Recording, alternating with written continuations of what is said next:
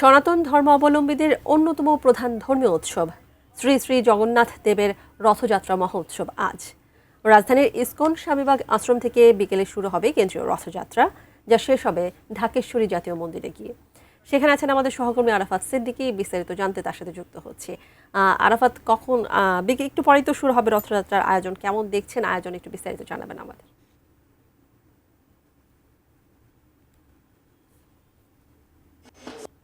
দেখতে পাচ্ছেন যে আসলে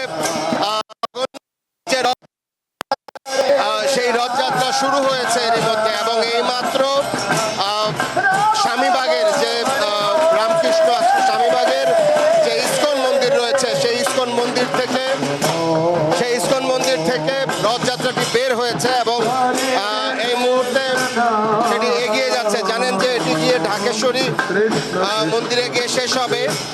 জগন্নাথের জগন্নাথ দেবের এই যে রথযাত্রা, সেটি বাংলাদেশের এই রথযাত্রাটি সবচেয়ে বড় এবং প্রাচীন রথযাত্রাগুলোর অন্যতম।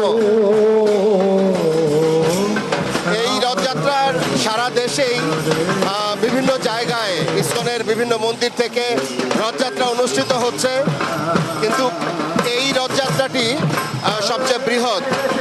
আজকে এই স্বামীবাগের এই মন্দির থেকে এটি বের হয়ে মতিঝিল প্রেস ক্লাবের সামনে দিয়ে এটি একেবারে ঢাকেশ্বরী কালী মন্দির পর্যন্ত যাবে। জানেন যে হিন্দু সনাতন বিশ্বাসে এই রথযাত্রার যে ইতিহাস, এই রথযাত্রার যে প্রাচুর্য, এই রথযাত্রার যে সম্মিলন, সেটি একটি ঐতিহাসিক ঘটনার প্রেক্ষিতে হিন্দু পুরাণের বিশ্বাসে যে ভগবান তাদের হিন্দু পুরাণ বিশ্বাসে ভগবান জগন্নাথ তার এই দিনে তার মাসির বাড়িতে গিয়েছিলেন এবং তার স্মৃতি, সেই স্মৃতি বহন করেই তার যে ঐতিহ্য, তার যে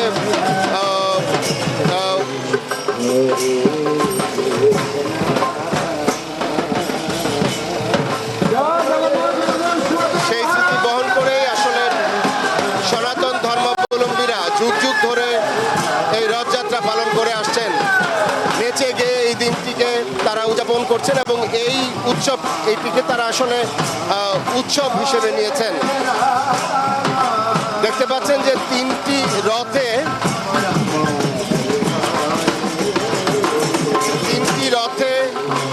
এই মিছিল, এই বিশাল শোভাযাত্রা ধীরে ধীরে এগিয়ে যাচ্ছে